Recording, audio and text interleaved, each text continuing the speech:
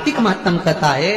कार्तिक के महीने में सबसे बड़ा अगर व्रत का कोई नियम है तो केवल एक नियम सबसे बड़ा है, सुबह ब्रह्म मुहूर्त स्नान करना और दूसरा दीप लगाना, दिया प्रज्वलित करना, दीपक लगाना।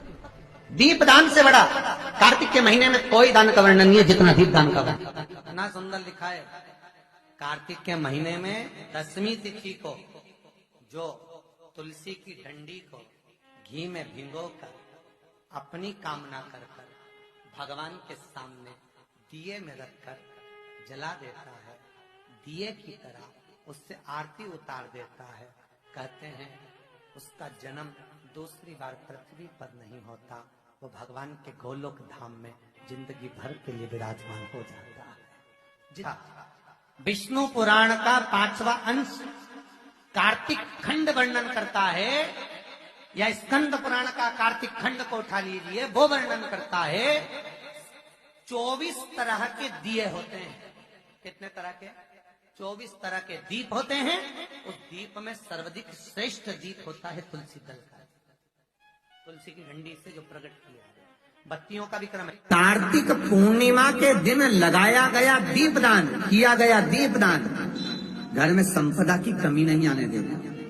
ये उसी में कहा जैसे कार्तिक के महीने में आंवले के पेड़ के नीचे लगाया गया घी का दिया, चौमुखी 4 बत्ती का दिया जो आंवले के पेड़ के नीचे कार्तिक के प्रथम दिन से लेकर कार्तिक पूर्णिमा तक जो आंवले के पेड़ के नीचे चौमुखी दिया 4 बत्ती का लगाता है, उसके घर में संपदा की कभी कमी नहीं होती। महाराज लक्ष्मी कभी कम नहीं होती, लक्ष्मी घटती ही नहीं। महाराज शिव महापुराण की कथा कहती है, विष्णु पुराण कहती है, स्कंद पुराण कहती है महाराज कि भगवान नारायण स्वयं इस जड़ के नीचे अपना विश्राम करते हैं। प्रयास करा करो, एक चुटकी हल्दी, कितनी? मात्र एक चुटकी हल्दी, आंवले के वृक्ष के नीचे भगवान हरि हर महादेव, कौन से महादेव हैं? हरि हर महादेव के नाम से रखकर उस पर पूर्व मुख कर पूर्व की ओर मुख कर जल समर्पित करना प्रारंभ कर दीजिए।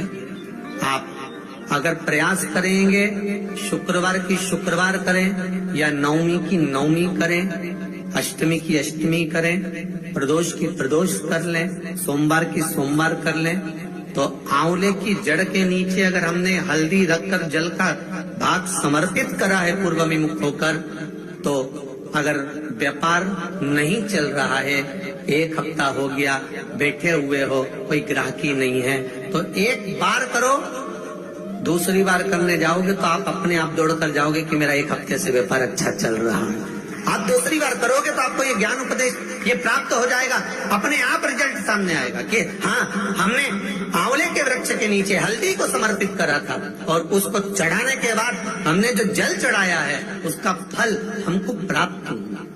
गाय का दूध होता है, गाय का जो दूध होता है ना, कच्चा दूध, तो गाय का जो कच्चा दूध होता है, शंकर जी भगवान पर, भोलेनाथ जी पर 1 कटोरी दूध जितना आप पी सकते हो उतना दूध शंकर भगवान पर चढ़ा दीजिए, ठीक है। और चढ़ाने के बाद में शंकर पर चढ़ाया और वो दूध कटोरी में झेल लो, और झेलने के बाद मंदिर के द्वार पर उस एक नींबू को काटो और अवधूतेश्वर महादेव का नाम लेकर नींबू को निचोड़ कर शंकर की देहली पर बैठकर शिव जी का शिवलिंग देखते हुए जो पी जाता है, उसके जीवन में जो मसों की बीमारी होती है वो समाप्त हो जाती है, कभी नहीं हो सकता। केवल अवधूतेश्वर महादेव का स्मरण, केवल अवधूतेश्वर। उसी तरह शिव पुराण कहती है, लिंग पुराण कहती है, और नर्मदा पुराण। परीक्षा है आप, और आप चाहते हो कि मुझे इसमें पास होना चाहिए, आप चाहते हो कि इस परीक्षा में मैं पास हो जाऊं, और बहुत जरूरी है मेरा पास होना, मैं बहुत बार दे चुका हूं, बहुत बार दे चुकी हूं, तो प्रयास करना। एग्जाम के पहले कोई सोमवार पड़े, त्रिपुरा सुंदरी माता का नाम लेकर उत्तर की ओर मुख कर गन्ने का रस,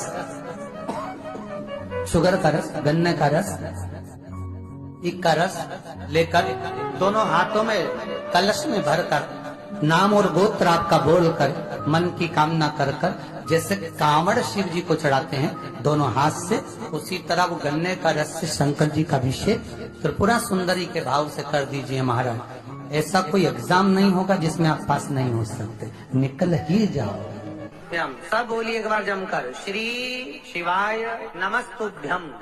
प्रैक्टिकल जरूर करना, कहीं सियोर वाला महाराज झूठ तो नहीं बोल रहा। शास्त्रों की बातें हमारे जीवन में हमें सुख प्रदान करे, इसलिए